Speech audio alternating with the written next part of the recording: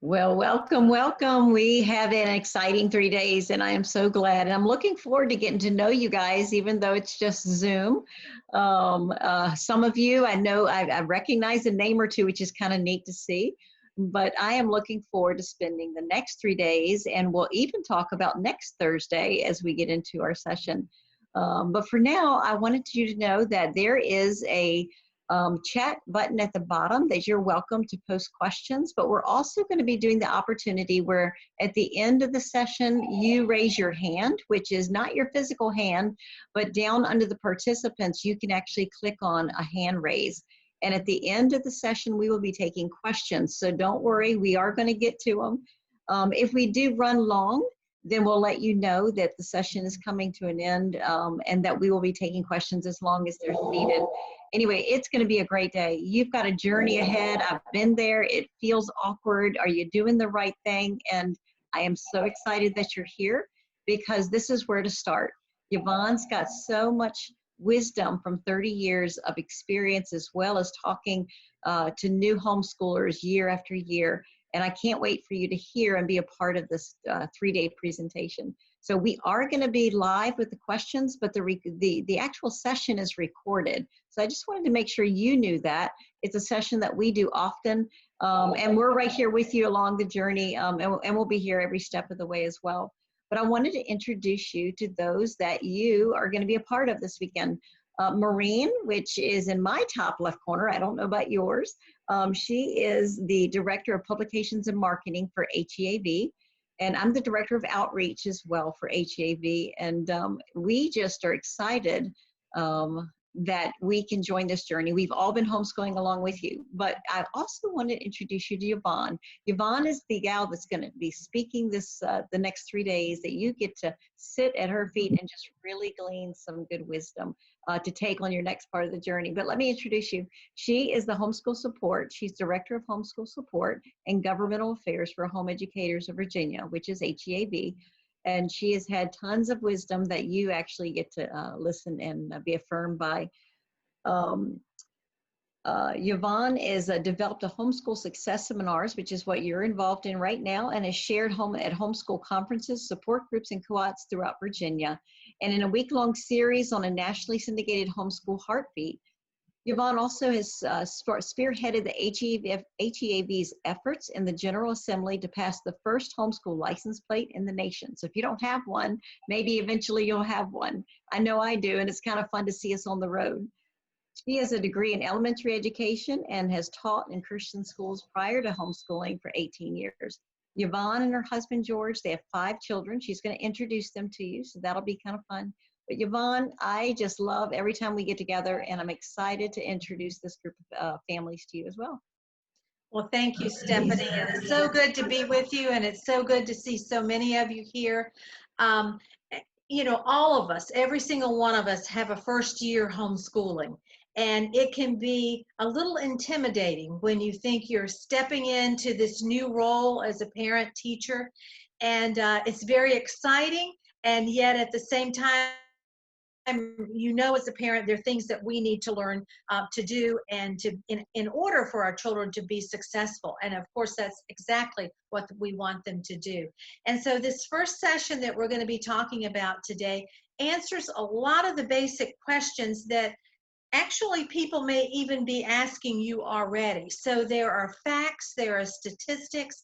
It talks about what homeschooling is and why people choose to homeschool. There are lots of different reasons, and I'm sure you may have numerous reasons that you're thinking about homeschooling this year. So we welcome you here. We're so glad that you're here, and I look forward to answering the questions that may come up as you're watching the video and as you're thinking about your family and how it fits into this situation.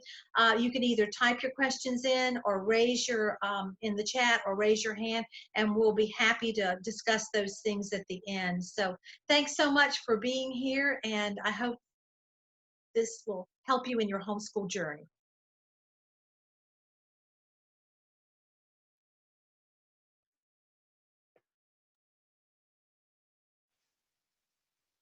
When I first started homeschooling, as I said, we didn't know anyone else. And so within the next 5 years, it was in the newspaper, in the Washington Post had a front page article, Time Magazine had a front page article, Is Homeschooling Good for America? This was in the 80s when I began homeschooling. And so you can see from that they're asking, what is homeschooling? Is it going to affect our nation? Is it going to affect our society? And yes, I think it has, and it will continue to do that. Even Parade Magazine had an article on the secrets of A-plus parents. And in that, they were talking about the secret in the success of homeschooling parents is that they're with their children and they're teaching them one-on-one. And that's what they were encouraging public school parents to do after school. And so they were seeing that this was a very successful thing that they were doing also. So some of the questions we started with in our support group, we were talking about, and we'll cover it today, what is homeschooling? How did it develop? Is it legal? How many people actually homeschool now? Why do people homeschool? Who homeschools? What about the big socialization question that everybody has? If you don't have it, your friends probably will, and they'll be asking you about that. And does it actually work? What are the outcomes? How are things for homeschool children? Are they able to get into college? Are they able to get scholarships? Are they able to get jobs? So we'll be talking about all of these things. The first thing we need to look at, though, is to understand the foundation of what true education is. And one of the best definitions I've ever found was Noah Webster's in his 1828 dictionary, which is the original American dictionary that Noah Webster wrote when he came to America. And this is what his definition is. He says, education is the bringing up of a child. Education comprehends all that series of instruction and discipline, which is intended to enlighten the understanding, correct the temper, and form the manners and habits of youth, and fit them for usefulness in their future stations. So you can see from that definition that it's not just reading and writing and arithmetic. That's certainly part of education because that's preparing our children for the future. But it's instructing them, it's disciplining them, it's correcting them, giving them understanding about what is accepted and what's not. It's correcting their temper. It's developing the manners and habits that they're going to need to be successful as an adult in society. And it's fitting them for usefulness in whatever endeavors they decide to enter into as they graduate from formal education. And so I think this, to me, homeschooling fits this definition of education better than any other form of education, certainly any other form that I have encountered, which is public and private, as well as homeschooling, because we get to be with our children. We get to see when they need to be disciplined. And I think one of the things that's happening now with the struggle that so many parents are having is that they weren't aware of situations until their children came home because of the situation now, the health crisis that we have. But now that their children are home, they're seeing some things that are difficult that they really need to work with and to deal with their children, which is an important part of instruction with your children because you do have them. So what is homeschooling? First of all, it's parent-controlled education. That means that you make the decisions about the curriculum, you make the decision about the subjects you're going to teach, the timing, the level that you're going to teach. You make all of these decisions yourself. It's parent-controlled education. I've talked to numerous parents who, for different reasons, are saying, well, I'm going to be putting my child back in public school, but we've done all this curriculum and I want him to go on into the next grade or skip a grade. or go into a higher level. And I have to remind them, you will no longer experience parent-controlled education. What you're going to be experiencing is government-controlled education. They will be making all of the decisions for you as far as grade level, as far as curriculum content, as far as discipline during those school hours. They make the decisions, so you've delegated to someone else. So it's not going to be the same, but home education is parent-controlled education. It's also traditional tutorial instruction, meaning it's one-on-one with your child. You're tutoring your child. You're working where your child, at the level that your child is working, that's where you start. That's where you begin with your child. So it's tutoring him, giving him exactly what he needs. It's also home-based and parent-led. Now, that doesn't mean that you're home all the time. Most homeschoolers are involved in outside activities and clubs and sports, lots of opportunities for different classes or co-op activities. So there are lots of things that happen outside of the home, but you as the parent lead on those. You decide what's best for your family, how much or how little you want to participate in. It's really a thriving mainstream educational alternative.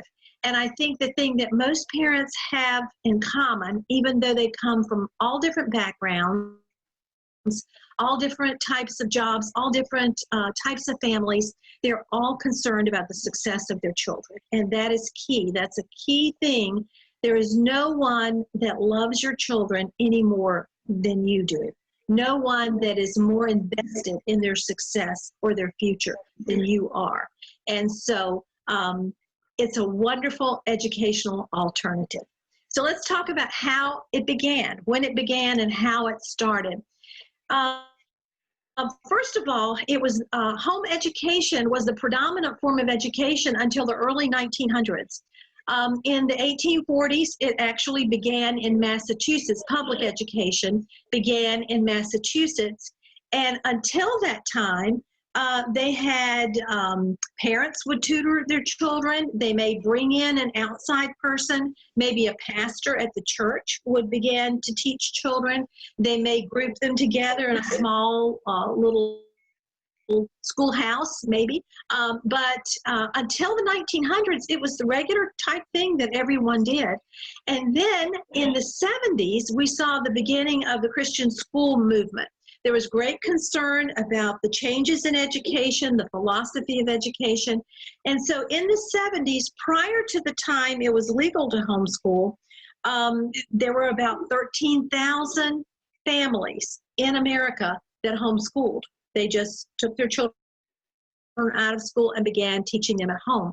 But there was a resurgence of home education in the early 1980s.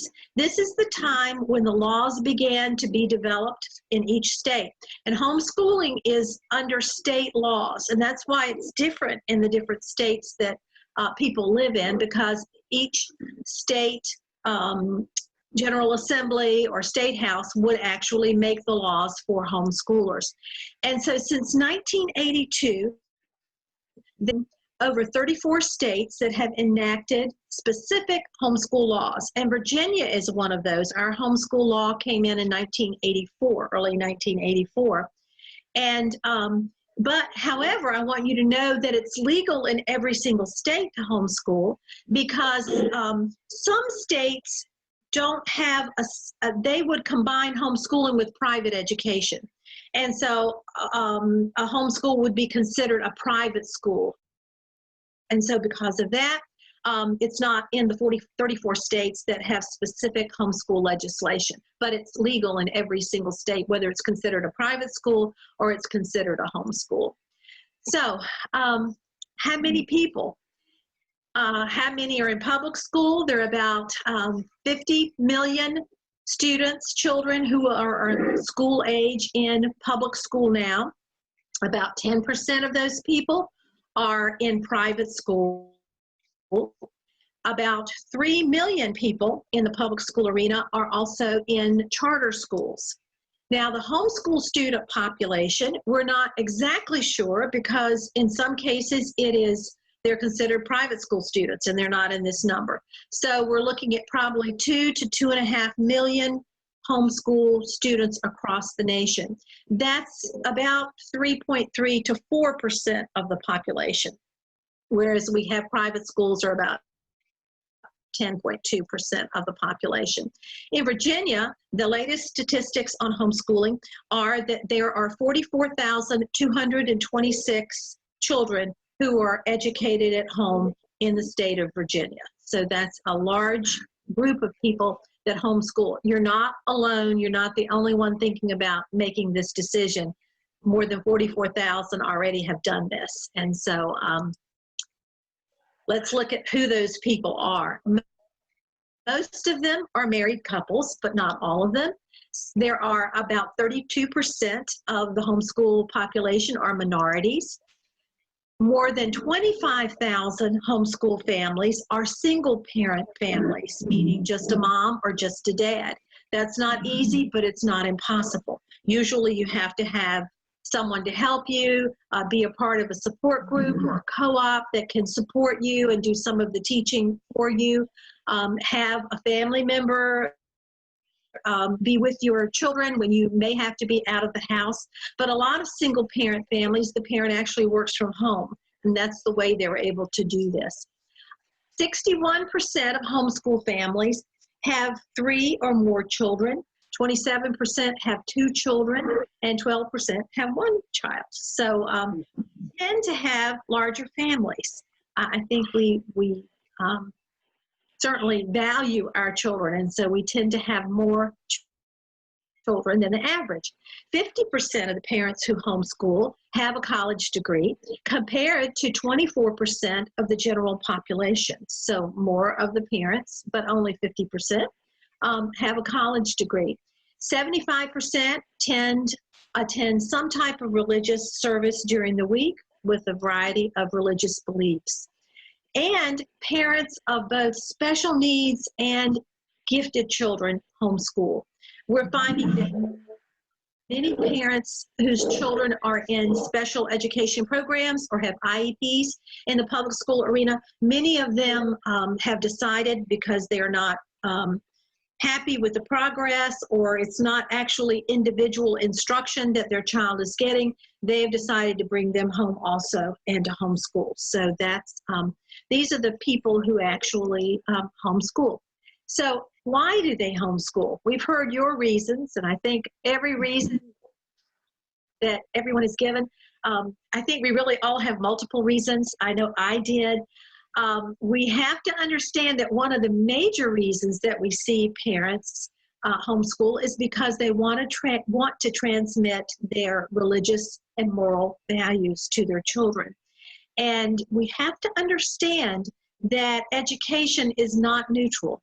It's not ever neutral. Not only, we certainly are aware of that at the college level and the graduate level, but high school, elementary school, it is, government education is not neutral at all. There are certainly presuppositions about the origins of man, the purpose of man, nature, ethics, all of these things. And so it's important to be able to share our family values with our children. And I'd like to introduce to you someone who'd like to share the reason that they homeschool. Felicia and Lloyd Red have 2 daughters, and they're going to share a little bit about their experience and why they decided to homeschool. We're a family of 4, having raised 1 in private school when our second baby came. My idea was to homeschool her from the very beginning. We did start out in private Christian school with her too, but after 1st grade, we decided that the better influence would be at home, because there were things that were coming home from school that didn't sit well with me, nor you. Right. We were basically looking for more control. We found out that we couldn't control what other families were doing or what other schools were doing. So we wanted to put things back in our hands. And I discovered very quickly that even though the private school is a Christian school, that doesn't mean that the student body were all raised in the nurturing and admonition of the Lord at their homes. So some of the information and questions that my daughter was bringing home were not questions that should have even come up in the environment as a first grader. So I was done. And by the end of that year, we left private Christian school for good. And we've been homeschooling her ever since. Yes, after we got into it, well, myself, my wife did most of the leg work, but there's so many options now. You know, my mindset was homeschool of probably 30 years ago, but now it's opened up and there's so many opportunities now that there's really no reason not to do it. Mm-hmm. Amen. And we've been happy for the past 4 years as a homeschool family. Right, wonderful, okay.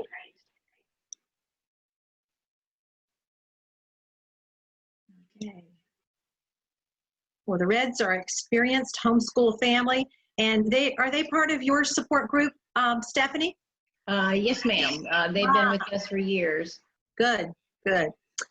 Another reason that homeschoolers, that parents decide to homeschool is because of the one-on-one tutorial approach that I was speaking about earlier. And of course, that means starting where your child is. It means having an individualized curriculum.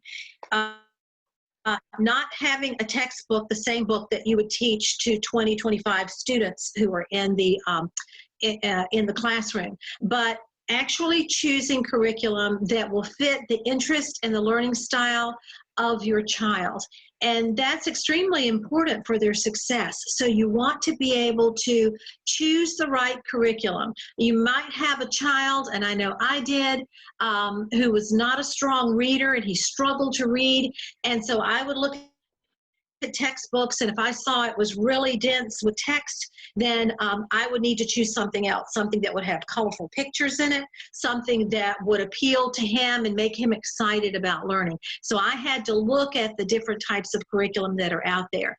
Another good thing about the one-on-one tutorial approach is that you don't have to do tedious busy work. If your child finishes the work and he's done, let him get up and go do something else. There's no reason for them to have to sit there for 55 minutes or 45 minutes or however long you're supposed to have a class and just sit there and do tedious work that he already understands. So you don't have to do that. You can also work at your child's own pace. If he is struggling in an area and you need to take more time, suppose you need to take, an hour and 15 minutes to work on math that day because he's just not getting it, then you're free to do that. Or maybe he really just zips right through it. He understands the concepts. He's ready to go on to the next. You could either be finished with that for that day, or you could just move on to the next chapter right then. It's completely up to you and how you want to do that. So you have that option of working at your child's own pace, doing what's exactly right for him. There's opportunity for concentration and focus. If a child really zeroes in on something that he is extremely interested in, that he wants to learn, then you can give him that extra time to go into it much deeper than maybe one book would have. He might read another book concerning that, or use another textbook as a reference, or get on the internet and do some more work. And so they can really concentrate and focus on the things that are important to them, that they need. And you can just simply work at the appropriate level of your children. If your child is struggling and you need to remediate him, meaning you need to go back. I remember when I was in school and did not master the multiplication tables in the 4th grade. In the 5th grade, well, of course, I struggled with long division because I didn't know how the function of multiplication was going. And so if my parent had known, I'm sure that she would have gone ahead and she would have sat me down and we would have drilled multiplication tables so I could have been more successful in math. That was not the area that I did well in. And so I just, you know what? My teacher just gave me a B and passed me on to the next grade, and nobody attempted to help me in that area that, I really had a struggle in. So you want to make sure you're working at the appropriate level for your children. There are other academic priorities also that are benefits of homeschooling. You can really focus on academics. Did you realize that only about 1/3 of classroom time is actually focused on academics in a regular classroom session?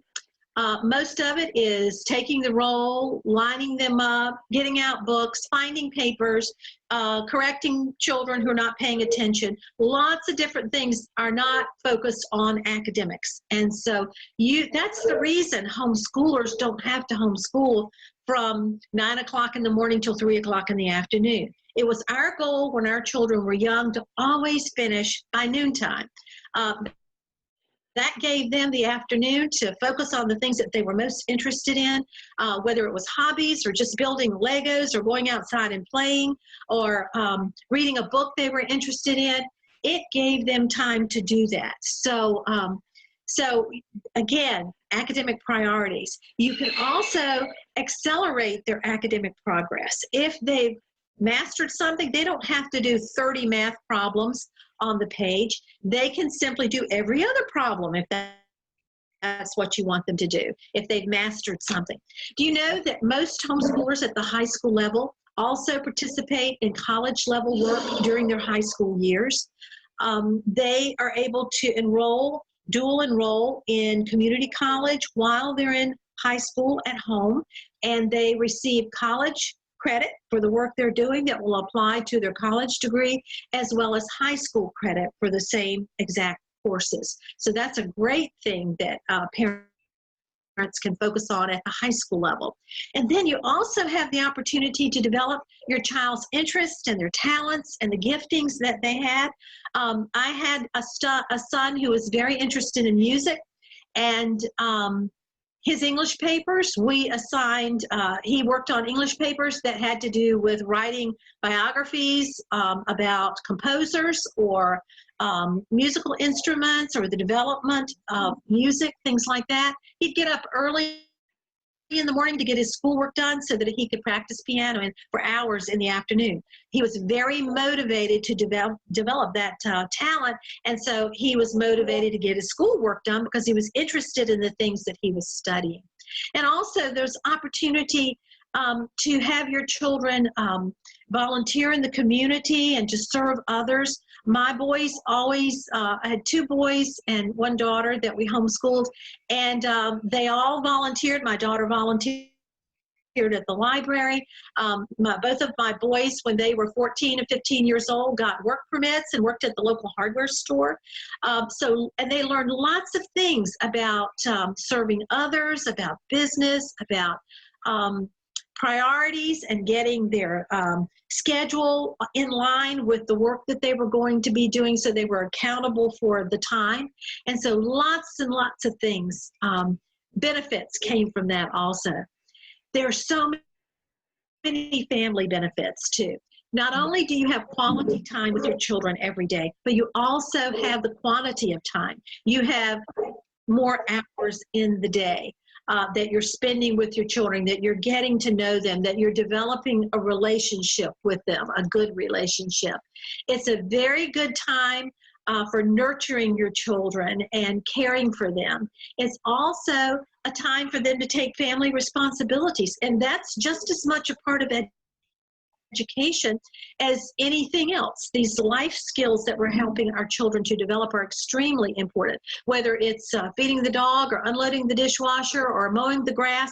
All of these things are family responsibilities that are good for our children to know. They are a part of our family, and everyone has responsibilities, not just mom and dad. So that's good child training. And at the same time, you could focus on positive character development, so that when you see a problem, when you see a bad attitude, you can stop right then and deal with it. You don't have to wait until the report card comes home and you see a comment at the bottom of the report card stating there's been a problem, or the teacher calls you at home. You can deal with it right then, make the correction, have them make restitution or correct the problem or ask forgiveness or make the situation right. So we can deal with these character issues that we have. Also, it's assistance from a lot of different sources. You're not just limited to you and what you know and what you can do, but there are different sources that you can bring in. Not just one teacher is going to teach all the subjects. You can do it that way, but there are other people, maybe someone in your family who would be able to teach music or art, or I know my dad was in World War II, and we did a history unit in about World War II, and he could tell his stories about being in the war and where he was, and the things that he experienced during those times. So you can bring in lots of different people to do lots of different things and different types of teaching. And also, you have a flexible schedule. At one point, my husband was traveling in his business, and we would just pack up our books and things and get in our van, and we would go with him. And while we may stay in a hotel room for, a few hours each day, we would make sure we went out to museums that were local, that we went to see different things that were in the community. So you have a completely flexible schedule that you can use. So that's a wonderful benefit for your families. And also, you decide what's important for your child to learn. You decide the subjects each year that you want to teach. The state of Virginia does not mandate that you teach any particular subjects. Now, I strongly encourage you to teach typical subjects like reading, writing, and mathematics, and history and science, things like that. But there could be other subjects that your child would be very interested in, and you can incorporate those in your learning activities. Very important. And then there are tremendous social benefits also. Your children are not faced with drugs and gangs and negative peer pressure, lots of anxiety. We have had a tremendous number of families call us within the last year or two because of bullying and low self-esteem, and that is resulting in anxiety for their children, and their children don't want to go to school, and they're unhappy there. They're afraid. I know I had a family telling me that their daughter would never go in the restroom the entire school day because she was afraid to go in there. So there was a lot of bullying that was going along in her life, and it was very harmful to her. So you're protecting your children from these things. They're also less likely to compare themselves to other children also. And that results in them being confident in taking more risk, giving an answer to a question that may be wrong, but still they'll try. They'll attempt to do that without being embarrassed that someone's going to laugh at them or hurt their feelings or make them feel, not good about themselves because of that.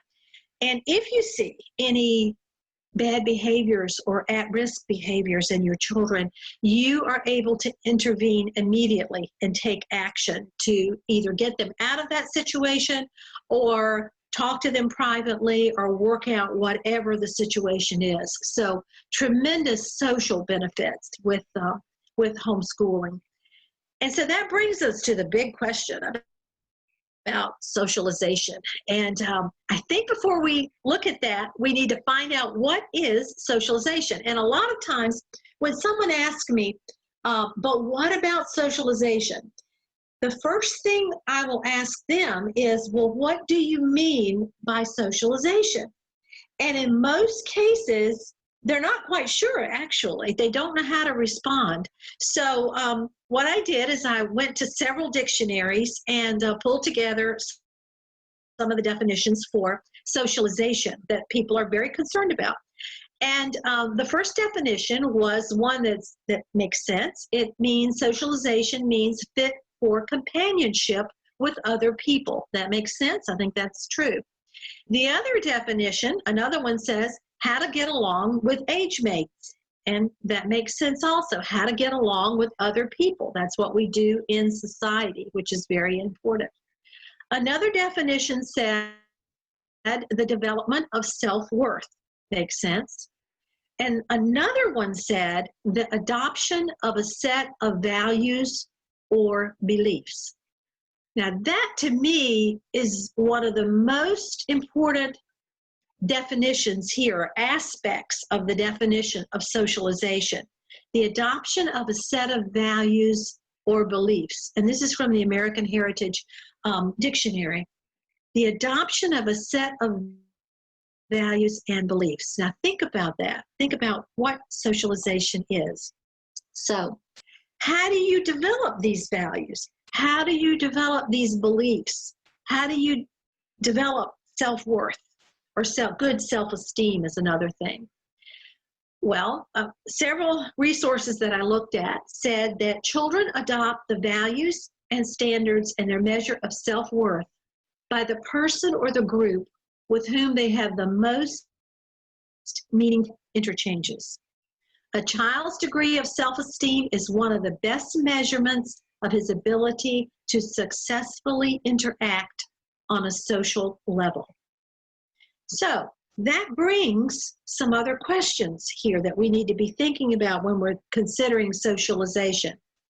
Children adopt the values and standards and their measure of self-worth by the person or group with whom they have the most meaningful interchanges. So socialization is going to take place, but the question is, by whom?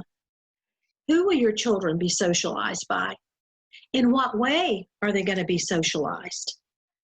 What kind of values are they going to develop? What kind of behaviors are they going to be developing from those that model behaviors in front of them? And what kind of self-worth are they going to be developing? These are things that we have little control over when our children are not with us 6, 7, 8 hours a day. But there's so many opportunities to socialize in the homeschool community. In fact, I can tell you from personal experience and from talking to hundreds and hundreds of parents, socialization is a non-issue with homeschoolers. It's those people who are outside of the homeschool community who don't understand how homeschooling takes place, that it's a lifestyle, that it's working with other people, with other families. It's working in groups as well as individually. There are so many opportunities for socialization that parents are actually going to have to limit the opportunities for socializing with other people during the school day, during the school week. So many different ways of doing this. I'd like to introduce you again to Stephanie. Stephanie's our host today. And this is Stephanie and Craig Kanicki. And they're going to share one of the reasons that they began homeschooling. And it was actually because of socialization and how they got their children involved with others. Personally, with the connection, the greatest challenge we've had, and it started off being a challenge, but really is getting our kids connected with other like-minded friends. But for us, being homeschooled now, our goal was for our kids to connect with other like-minded families and other kids. And it's all about intentionality. So my wife was always trying to find an avenue to connect our kids, whatever that might be, whether it was sports or music, or honestly hosting clubs in our homes. We did that. We started hosting things here, whether it was park days or art class or chess clubs, things that my or our kids were involved in and enjoyed. So we did that so that they could have somebody and friends that they saw every month. And that built relationships. So when they graduated, these guys and gals were very close still, even after 10 years, which was fun as a parent to see that not only do they have great friends, their friends have great values and great foundational beliefs, kind of similar to ours. Right. I apologize for the technical issues we had with that. That's what we sometimes run into when we do a live broadcast. But let's look at this now. So what about socialization? And you'll look at this chart and you can see the different things, the different ways that homeschoolers socialize, the different things that they're involved with. And this is the key thing on this chart that I want you to see, that the average homeschooler has 5.2 activities per student per year. So they're involved in lots and lots of different things. And it's a great opportunity to connect with other people. So it's not a problem. Okay, does homeschooling work? What are the outcomes? We look at nationally standardized achievement tests to find out exactly where homeschoolers are. The national percentile average on a standardized achievement test, which would be the Iowa Basic, the Stanford 10, the California Achievement Tests, the tests that you may have taken in school. In comparison with that, homeschoolers average 84 percentile in language arts and mathematics, and they average 89 percentile in reading compared to 50 percentile from public school students. Homeschoolers average 34 to 39 percentile points above the national norm, which is 24, almost 25% of elementary homeschool students perform one or more grade levels above their peers in public and private school. And by grade 8, the average homeschooler performs 4 grade levels higher than the national average. And most homeschoolers don't even know this. They just keep going on and working with their child at the level that their child is. And so they're moving right ahead. So the outcomes are extremely good.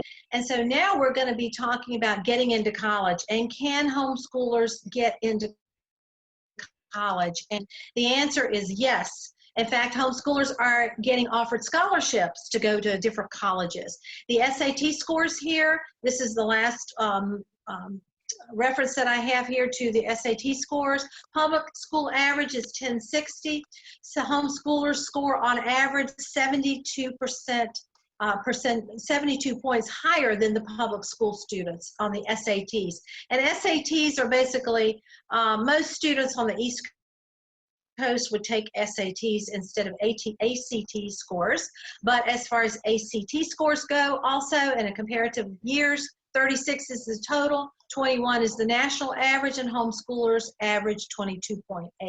So you can see that homeschoolers are doing well getting into college. In fact, you've got homeschoolers here, private school students score the next higher, public school students are the lower ones. And so homeschoolers beat even private school students. And so that's the reason colleges are seriously looking at homeschool graduates. College level courses, what we call dual enrollment or concurrent enrollment, 74% of homeschool high school students take college level courses at the community college, compared to 46% of the traditional government school students taking those courses, even though they are also available to them. Dartmouth Admissions said this. They said homeschoolers have a distinct advantage because of individualized instruction. So this gives us an advantage. It is not something we need to be concerned about. We definitely have an advantage with that. So why do colleges recruit homeschoolers? They have a higher degree of readiness, they say, in academic preparation. They're already independent learners. They're leaders on campus. Many and most colleges, they're more mature. They have self-direction already. And they're involved in their communities, in the college community also. And they have good study habits. So all of those things are tremendous benefits for homeschoolers. And that's the reason they're looking at the homeschool community. So why does it work? Does homeschooling work because of spending? Do we spend more money? Is it because many homeschool teachers are certified teachers? Is it because of government regulation? And we do have a certain amount of government regulation. I think we can say no to every one of those questions. When you look at the cost of homeschooling compared to Virginia public school cost in 2016, homeschoolers score an average, the cost of homeschooling is an average of $600 or $500 to $600, I would say, maybe the average total cost per child, whereas public schools actually spend close to $12,000. In some districts like Northern Virginia, Fairfax, Arlington, they score up, they cost maybe $16,000 per student is what it costs to send them to public school. And so it's not because of cost. And I can tell you also, I've never spent $600 per child to homeschool our children until we got into the high school dual enrollment courses. And then we were paying college tuition in order for them to go to the community college. So you can do it for as much or as little as you have to spend. It doesn't matter. Government regulation. Is it because of regulation that we have accountability measures in Virginia? Testing or evaluation is part of that. And so with that accountability, does that make us have higher scores? Not at all. You can look at this chart and you can see that red is the highest amount of regulation, yellow is moderate regulation, and green is low regulation. And you can see that homeschool students score basically the same, 86 percentile, 85, and 86 on average. So it definitely does not have to do anything with the regulations or the government laws about homeschooling in any state that we live in. And here's a breakdown of the states. Remember, red is the most regulated. Yellow would be Virginia. We're a moderately regulated state. And then green would be those that are less moderate, are not regulated much at all. And so you can absolutely see the difference here. And Virginia is a moderate state with a moderate law. And so it's not because of regulation, because of that. So why is it successful? It's successful because it's the tutorial approach. It's that one-on-one instruction so that you don't have learning gaps for your children. It's working with your child when they're ready to work on a subject, when they're prepared to do it, when they're mature enough to do that. And you as the parent can tell that as you work with your children. It's that individualized instruction that you can give your children. It's allowing them to pursue the things that interest them, which is extremely important thing. And it's that opportunity to develop good character, to actually deal with issues when they come up, not when you come home and get a note from the teacher or the teacher calls later that night. But it's a time when it happens, that's when you can work with your child in developing that good character. It's an extremely important thing. So here are the Reds, Felicia and Lloyd, and they're going to share with you now the how homeschooling actually turned out from them.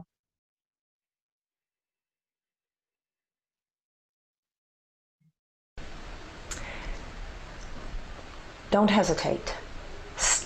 Jump in, put both feet in, and then be confident that where you feel like you may not be able to do it, that with God's help, you'll be able to do more than you thought you could, and you'll be surprised at how your children will thrive when you are teaching them, because you know the best way that they learn. You know the way they learn best. True. All right. Goodness gracious. That was wonderful. I think every time I listen to Yvonne, it's just, I don't know. I'm at the tail end of my homeschooling and I still get encouraged because I remember those early days where it felt so overwhelming.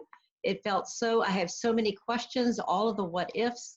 And I can tell you that if you just hang in there, talk to people constantly and just get, especially those that are homeschooling, and just stay in the know, your journey will become more confident along the way. So I'm glad this is the great beginning.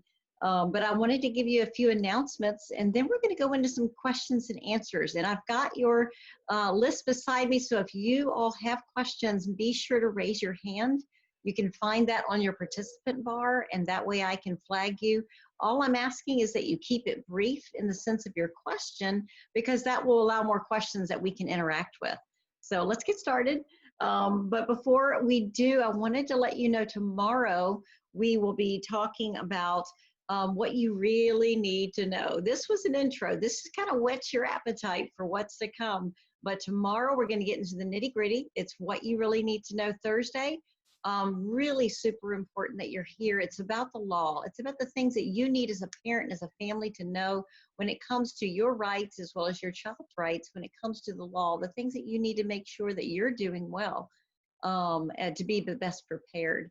So that's kind of exciting. We've got a great week ahead. So let's get started. I've got Kelly, it looks like your hand is raised, and I'm going to unmute you, dear, so you can answer your question, ask your question. All right, all yours.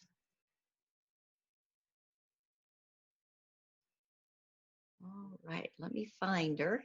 Kelly, are you there? I think it was Kelly Peters. Can you hear me now? There you go. Yes. I found you. I can hear you. Hi. I'm so excited to see that there's almost like 100 people on this participating. I'm a first timer to all of this and definitely have the nerves, and I'm ready to kind of send in that notice of intent.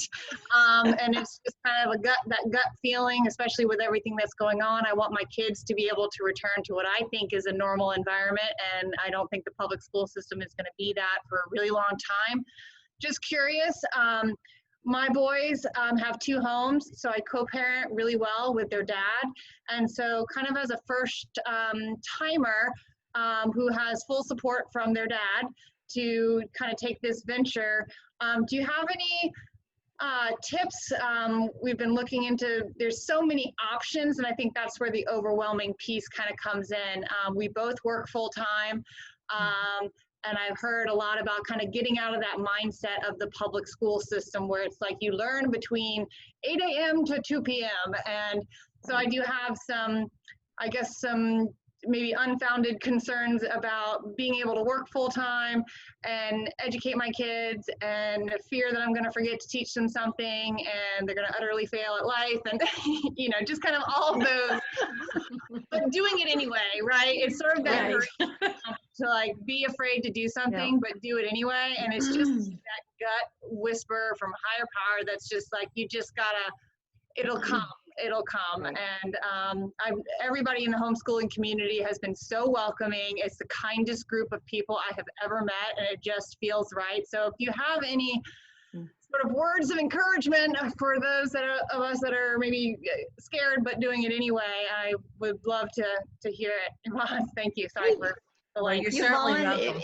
If you don't mind, I'd like to chime in a little bit here, because I'm sure you have as well. Kelly, and probably to those that are also in the same boat, I've been working since the kids have been homeschooling, and we've homeschooled for 11 years. And the only thing that I can say is it works. You make it work for your time frame. You bring in the resources that you need, whether that's the computer, and a lot of that is choosing the right curriculum seminar that we'll be talking about next Thursday. But it is doable, and it's very successful because you're integrating yourself in that day with them. You may be working off-site, where I've had the privilege to work at home with the kids, but what you do is you find a method of homeschooling that works for you. If that means you homeschool in the afternoon because you work in the morning, you do that. If that means grandma comes in and homeschools, you get to set the pace. What fits the best and is the most efficient for you, but also for your child. After all these years, I can say it was definitely doable, but your day may look different than my day, and that's completely okay.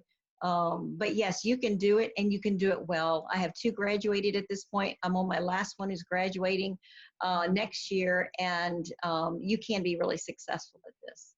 Yvonne?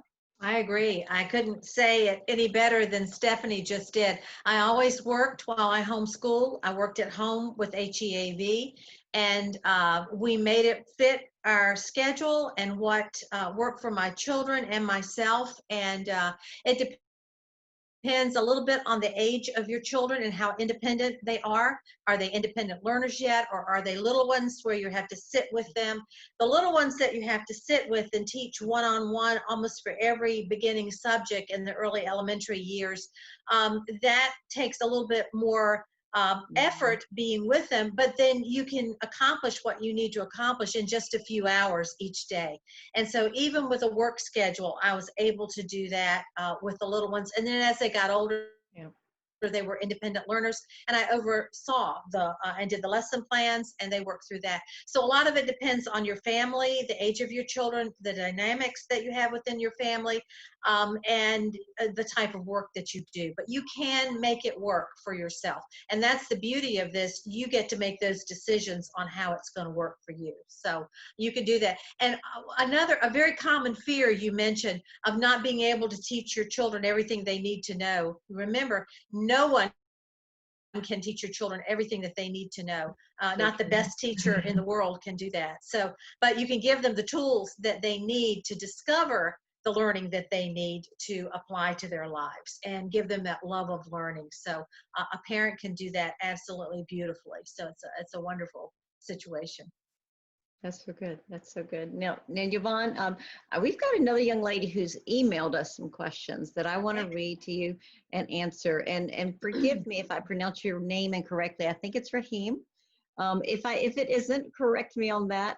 But I'm going to unmute you, Rahim. That way you can. I'm going to ask your questions, but that way you can also interact as well. But Yvonne, her first one was concerning the assessments, and it talks about when conducting assessments to demonstrate progress, are there specific ones you recommend for a student of his profile? He's 9 years old, he's a rising third grader, and he does have autism. How do we assess him and get him where he needs? Right. Okay, the law does require that homeschoolers be assessed once a year. And the assessment results need to be turned into the division superintendent by August 1st after you have homeschooled.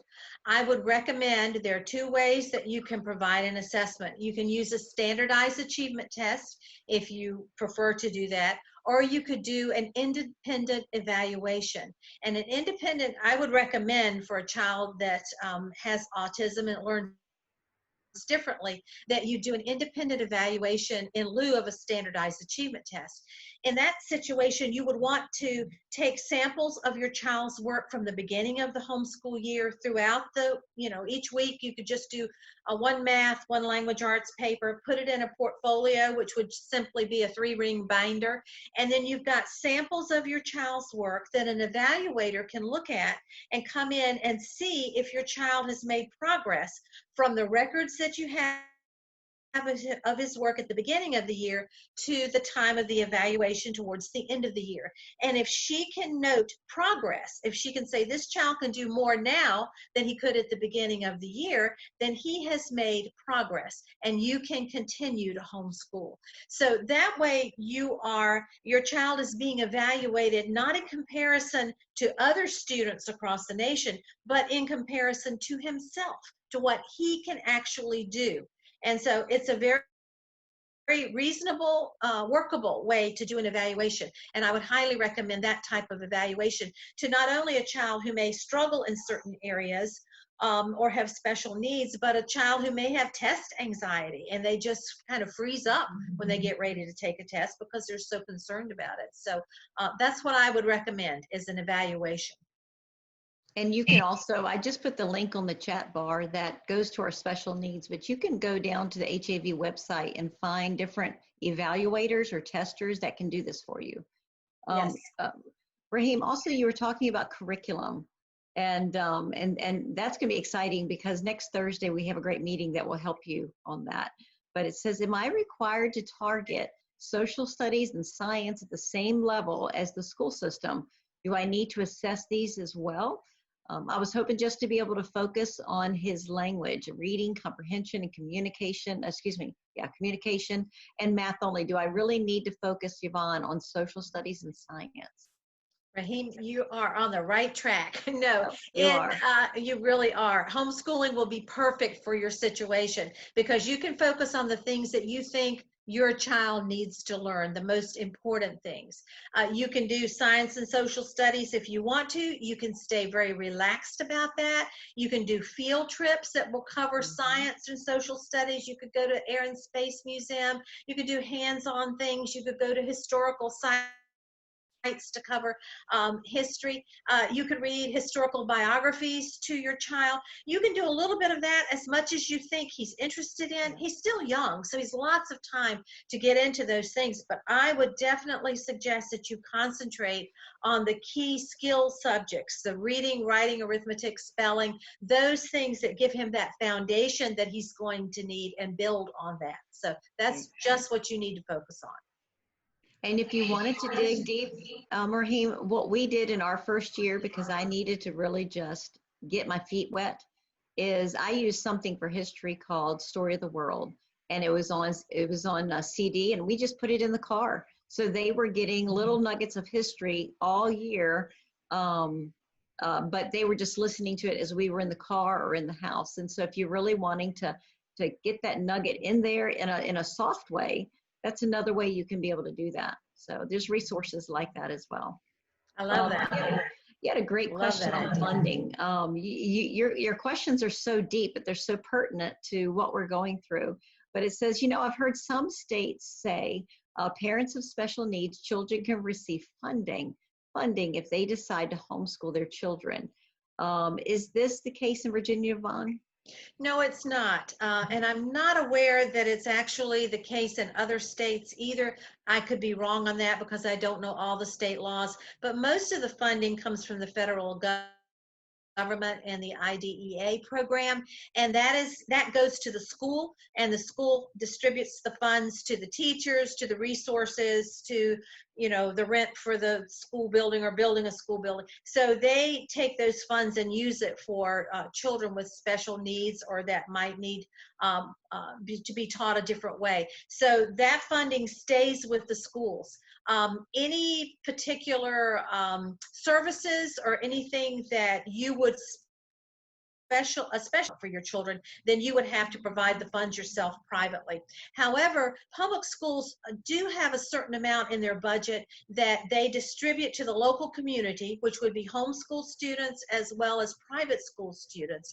And these funds usually cover occupational therapy and speech therapy. And so if you're interested in either of those two, occupational or speech therapy, you can get those services without any cost to you at the local school. But it's the services are limited to maybe because it's a budgeted amount, maybe to half a dozen or a dozen students. So I would check now with them to see if you can get into that program. If that's something that you'd like to choose for your child, go ahead and get on the list to do that earlier than later would be better, because their funds are limited with that. That's great. Thank you. I'm glad you had some great questions. Before we move on to the next one, I noticed, Terry, that Hockman, you had a question, but I didn't know if you still did. So I know your hand went down. Let me see. Try muting you again. I'm trying.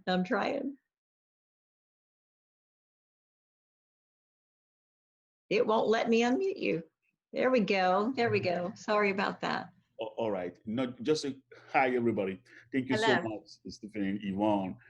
My question is about dual enrollment. You mentioned that briefly, Yvonne, and I want you to talk more about it if you could. About dual enrollment is what you ask. Yes, dual enrollment is also known as concurrent enrollment, and that is for high school students, typically high school students from 9th to the 12th grade who are getting credits for their high school work towards graduation. Now, homeschoolers are not going to be getting a public school diploma. The parent will issue and sign the diploma. So the parent chooses the curriculum, and one of the options for high school would be to dual enroll your child or concurrently enroll, meaning they would take a course at the community college that would count towards their high school level course in order to graduate, and the parent would give the appropriate credit for that course, and the college would give maybe 2 to 3 credits for the same course that they would keep on in their records towards an associate's degree. Now, you could also do this with a 4-year college too, if they're open to this, or if there's one close by. You have to remember you're dealing with young children who may not you know, a ninth grader may not have their driver's license yet or something like that. So you're going to have to take them back and forth. But that's an opportunity for parents of children who may be advanced, and in lieu of taking an advanced course or an AP course, they're also called that, they could take a community college course, and that would count. One of the interesting things we did, and all three of our children did dual enrollment. We started with our first son. He took one course. Our second son took about 3, and our daughter took lots of college level courses because she was just interested in getting through more quickly. I never actually taught high school biology or chemistry. That was a little above what I was interested in doing. And so they went straight to the community college as a high school student and took biology 101. They took biology and got A's in it all across the board. They got A's in it because they just simply did the work. They completed the lessons. They turned in their materials on time. They got A's in the courses. And it really surprised me not having had high school biology. They just jumped right into college level work, and they were totally able to do that. And so that was one of the ways that I chose to teach the harder subjects for me to teach, was to do that. Our boys actually took more mathematics. They took algebra 1, 2, and calculus at the college level during their high school years. And so while they were getting credits towards high school graduation, they were getting a leg up with their college work also. So it's a little more expensive way to do it, but we felt like it was well worth it for their time and for their effort, and it really helped me also to be able to teach that way. You know, Yvonne, we've done the same thing when we knew the college that our kids wanted to go to. So instead of our daughter taking English just at home, she'll be taking English from their course that she's going to. So it'll apply to high school English and composition, but it's also going to be something she doesn't have to take when she gets there her first semester. So thinking ahead, if they know where they're going, that's also a big help too, taking exactly from the college or just transferring from a community college as well. So you got a lot of options that are helpful. We had a question from Janelle, and Janelle Joyner, I'm going to unmute you, and I'm going to ask the question that you had emailed earlier. And we talked about this, Yvonne, a little bit, but I think it's just at a different angle. She said, I would like to know about the end of the year assessments and what tools you can use for that to get that accomplished. She also, the second question to that, are kindergartners exempt from this assessment? Okay, yes, kindergartners, if they're not 6 by September 30th of the school year, when the school year begins, this September, if they're not 6 on September 30th, they are exempt from testing to begin with. So no 5-year-olds prior to September 30th need to be tested. It doesn't have to do with kindergarten or first grade. It totally has to do with the age of the child. So if you have a child who is not 6, they're still 5 by September 30th of this school year, they do not have to be tested or do an assessment next year, all next year. You just skip that next year. So that's what the law says. And that's simply because young children are very immature. They don't often understand the importance of a test like this. They just may not feel like taking a test that day or picking up a pencil, or they don't want to do it. So they're just young. So that's one of the reasons the law addresses that situation. As far as the assessment goes for next year, that's due August the 1st, you can use a standardized achievement test, which would be like the Iowa Basic, the California Achievement Test, the Brigance Test, the Stanford 9 or Stanford 10. These are standardized achievement tests that are out there for parents. Parents do not have to take the SOL test. In fact, we're not allowed to take SOL tests. Homeschoolers are not allowed to take SOL tests. And we're glad we don't have to do that, because if we took SOL tests, then that would drive our curriculum the way it does in the public school. It means that we would have to teach the same thing at the same time during the same year in order for them to prepare for this SOL test. But we do not have to do that. So we would be taking a standardized achievement test instead. Virginia used to take standardized achievement tests, but since they developed the SOL test 12, 15 years ago, they no longer take those types of tests, but they are still out there available, and most school systems do use those tests. So you would arrange to take those tests usually in the late spring or very early summer. You want to do it before, I would say, April, May, June, in order to get the test results back. There are tests that you can take online through your computer, and they'll score them and send the results back to you almost immediately. There are also, HEAV has a test service that you can take advantage of and register and get your test online with BJU testing services. There are other companies out there also, and you can also order a paper test if you feel like your child would not do as well in on a computer keyboard, and that may delay some, some of the time element. Then you can absolutely use a paper version also, and you'll send it in to the division superintendent, the same person that you send your notice of intent to. You would send those results in by August 1st, the year after you've homeschooled, unless you have a child who is not 6 by September 30th. Very good. I know we always used a tester, Yvonne, and I love just the insight that sitting with a tester for an hour, giving my kids a test, and then having results immediately was very, very helpful, because I got to ask the questions. Well, they seem kind of low in this area. Do you recommend anything? So it was very helpful for me as a mom, especially in those early years. But I did put a link on the chat bar for you all about the testing, link to HEAV, that will give you some resources and contact names and just what you need to know as well. And we're going to be touching more on that tomorrow, I believe. So that'll be great. Janelle also asked, is Virginia considered an easy state compared to other states regarding homeschool reporting procedures? Well, we're considered a moderate state. I don't think we're as easy as a state like Texas, which you don't even have to notify them that you're homeschooling in Texas. And a few of the other states. So in Virginia, you are required to file a notice of intent each year by August 15th. However, if you decide to homeschool after that deadline, then you can still go through the same procedure and file a notice of intent. So you do that. There are 4 different ways that you can homeschool. We'll be going over the details of that on Thursday when we talk about the law.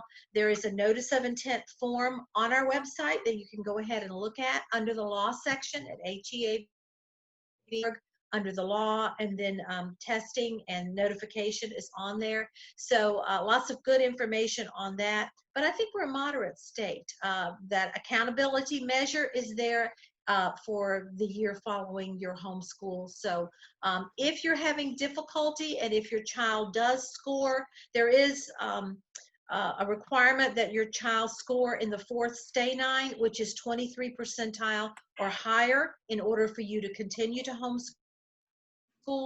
That is not a high score. That's relatively low. And the reason the score is 23 percentile or higher for homeschoolers, and remember the average is like 83, 84 percentile.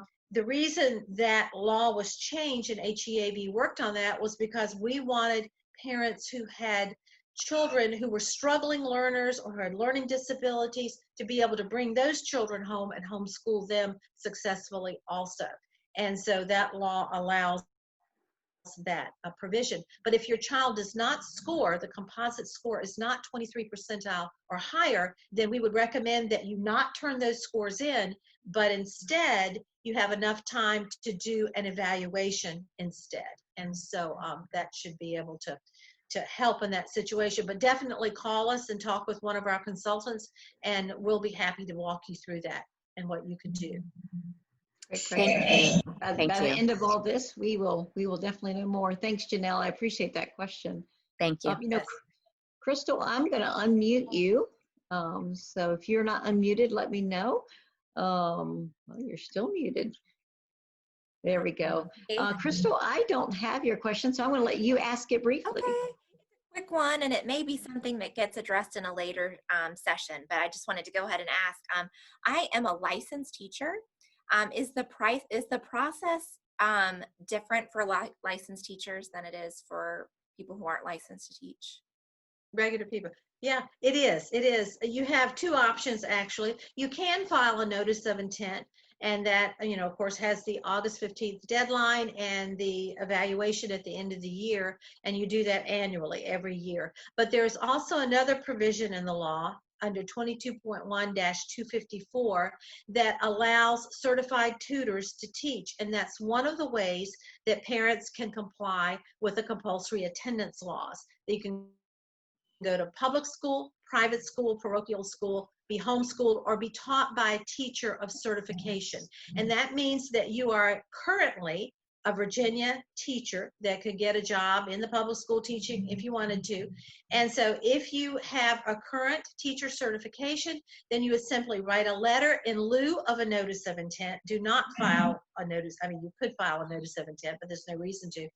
You would simply write a letter to the division superintendent and you let him know that you are a certified teacher. You attach a copy of your teacher's certification that shows the dates of your certification, and then you would send that to them and simply say, I'll be teaching as a certified teacher this year. You can actually teach your child, or you can teach other people's children. They can pay you to do that. If you want to teach another small group or another family's children, you can certainly do that under the certified tutor status. Okay, great. Thank you so much. Very good. All right, I am going to already ask forgiveness. I hope I pronounced this name correctly. It's Paola, P-A-O-L-A. I love calling people by name, so I think it's well worth asking. But Paola, I am trying to unmute you. And if I said it incorrectly, correct me. There you go. Can you hear me? I can hear you. Oh, hello? Can you hear me? There you are. So how do you pronounce your name? Oh, it's Paula, similar to P-A-U-L-A. I love that. Well, what is your question for Yvonne? So we have we're in a special situation where we're doing sort of a kind of an emergency COVID homeschooling circumstance. It's not really a long-term plan, but we're testing out the waters this year. But my question is, given the fact that it may be a short-term situation, do you recommend that we adhere closer to the curriculum requirements that the school has versus basing it on what we think needs? Because I have heard that the school, once if we decide to re-enroll our daughter, who's currently a rising sixth grader, the school can determine what grade level that child should be at. And so that is what I'm trying to figure out. So if we pull her out for a year and decide that no, it was just, like I said, emergency COVID, or we just are not able to adjust to the homeschool lifestyle because she is one of 5 siblings, maybe we have to re-enroll. What does that look like? Should we adhere to the curriculum of the school requires for this year? And then how does the re-enrollment process look like as an option? Well, that's an excellent question, and I certainly understand where you're coming from also. In a situation like this, there's usually not a problem re-enrolling your children.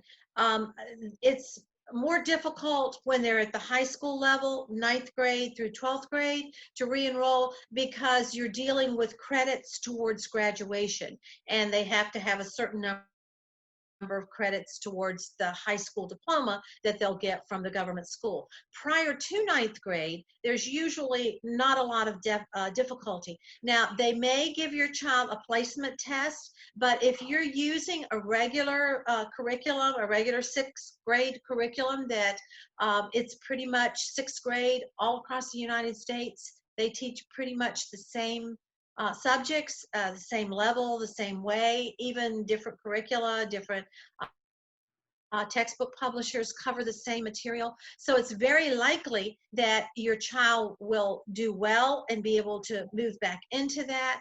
But you can talk to them ahead of time if you want to and say, what would be your requirements? Do you think that there would be a placement test? And usually with the placement test, homeschool students are usually advanced and do very well. So I don't think that would be an issue, but of course you do know that they would make that decision. But it's not likely that they would retain your child in the grade or you'd give up this whole year of homeschooling.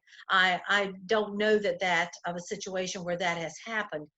It's the high school level where it's a little bit more difficult to move back in because they don't want to accept credits that a parent has given to a child. So That's the difference. But I think it would probably work out, but it's always safe to talk to the school and let them know, this is what we're planning to do. Is there anything that you'd like to, let me know about that would be good for me to know in order to re-enroll next year? And I think you're going to be very pleasantly surprised that they will probably be ahead of the game. Because one-on-one is what I experienced in our first year. I went in with a lot of caution, and one-on-one, they were actually further along at the end of the year when we tested them than they would have been when we had them in school. So I think you're going to be pleasantly surprised by the end of the year. Yvonne, we have two last questions because our time is running out, if you believe it or not. And I'm going to take the last two from Anitra and Marion. So I'll do Anitra first. And if you have a question following this meeting, you can either save it for tomorrow or email us and we can go ahead and answer that. That's not a problem at all, because I know that your mind's just going to start racing tonight, which is completely okay. But Anitra, I'm going to unmute you. So just give me a moment. There you go. And ask your question to Yvonne. Hello, everyone. Yvonne, my question is, my son Elijah, he's autistic and he's entering into high school. We managed to get an IEP done right before the COVID catastrophe happened. So we do have a current IEP. However, moving forward, how do I handle the creation or the continuation of an IEP for him? Well, the IEP is a document that's developed by government schools, and it's for their program. Now, I know that there are certain definite benefits from understanding the IEP and from the meetings I'm sure you've already been in with the public school. So this will help you know how to teach your child, set goals for him, know what to expect as results, and kind of give you some direction. You can use the IEP in a homeschool setting. If you want, they will actually change it to what we will call an SEP, a student educational plan. And they'll do that for you. That's like a summary of the plan that makes it very understandable, very easy to implement. And so they should do that once you tell them that you're going to be homeschooling. They should create that SEP for you.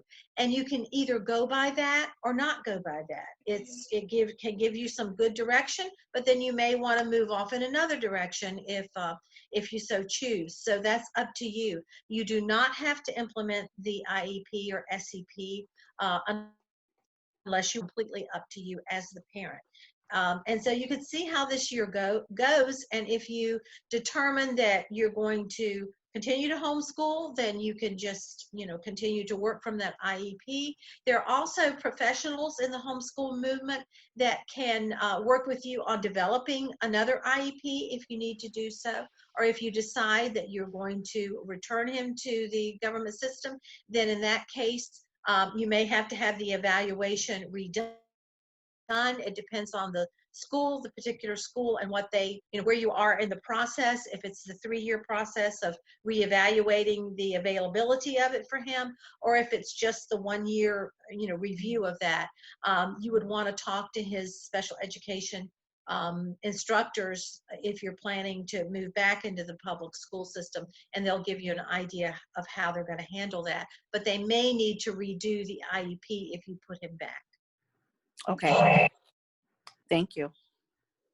Yvonne, we have one last question from Marion Garrett, and I'm going to unmute you, Marion, so you can ask that. I think we did it together. Yeah. There you go. Sorry about that. What is your question, Marion? Okay. Can you hear me? I can. Okay, thank you for allowing me to ask. I actually have two questions. That's why I was asking a question. I think I hear someone else. Okay. There we go. I fixed that. So I have two questions. The first one is, you mentioned that it's great that homeschoolers don't have to take the SOL because then we don't have to teach to the test. We don't have to choose our curriculum based on the SOL. But you mentioned the standardized tests that we may have to give our children before August. Yes.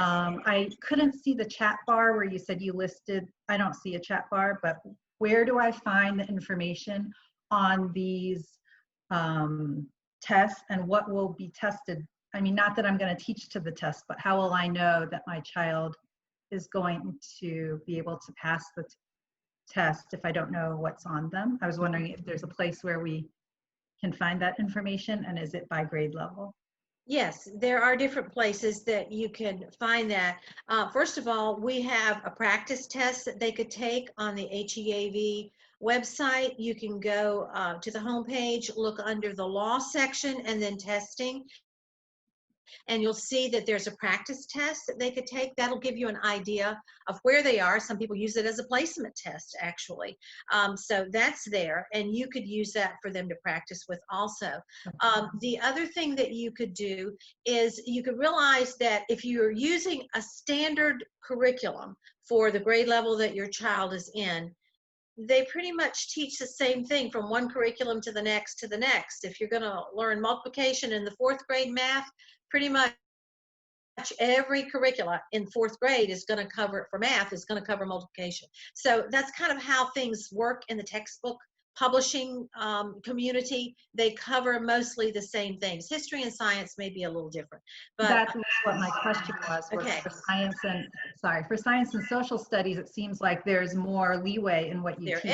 There is, thank goodness. So let is me that answer. tested? Yeah, and for science, and I should have mentioned this earlier, it just didn't come to my mind.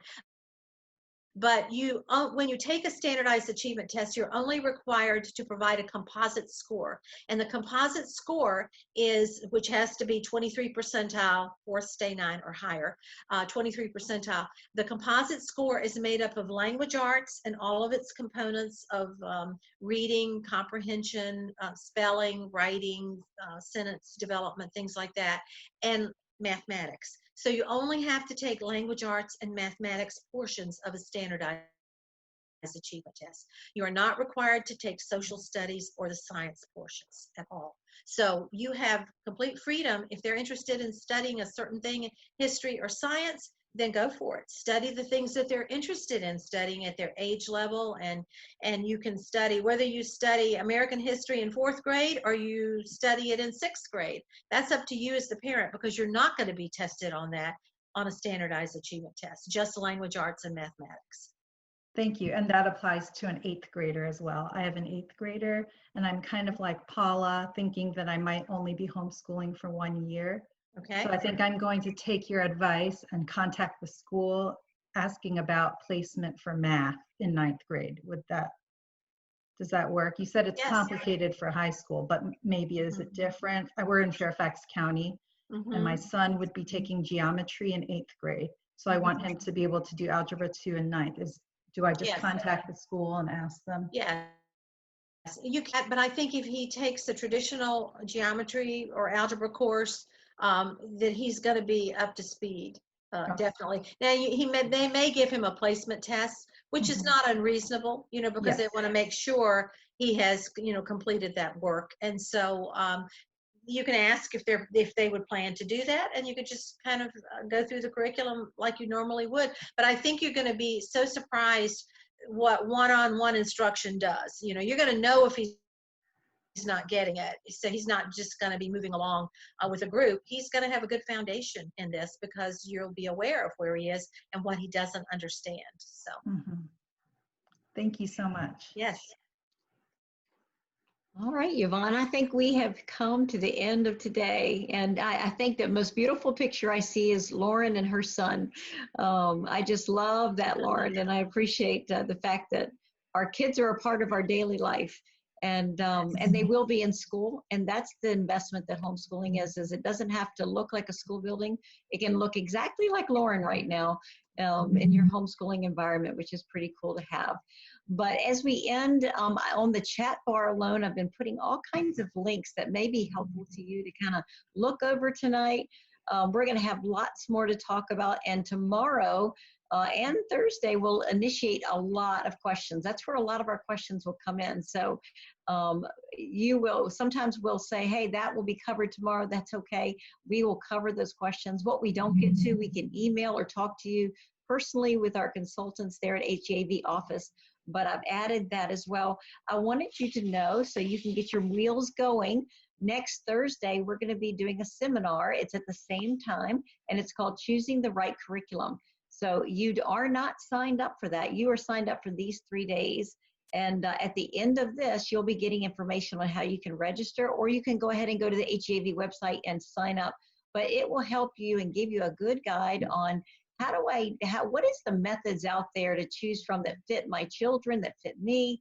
I love that particular seminar because it really gives you some really hand-holding through the process of trying to pick the curriculum that might best fit your family. The other thing is this is just a taste of what you might be getting at our Homeschooling with Confidence virtual event in August. It's at August 25th through 27th. You will notice over the next week or so information and details of how to register for that. It's an interactive, where this is kind of interactive. That one is going to be a lot more interactive, a lot of discussion groups where you can break out and talk in group settings of sharing ideas. I would love to invite you personally to be looking out on the HEAV website for that information and getting to know, is this something I would enjoy attending? So that was all I had. Yvonne, it looks like we've come to the end of the day. I can't wait to see each of you tomorrow at 2 o'clock right here. Have a good night. Thanks. Bye-bye.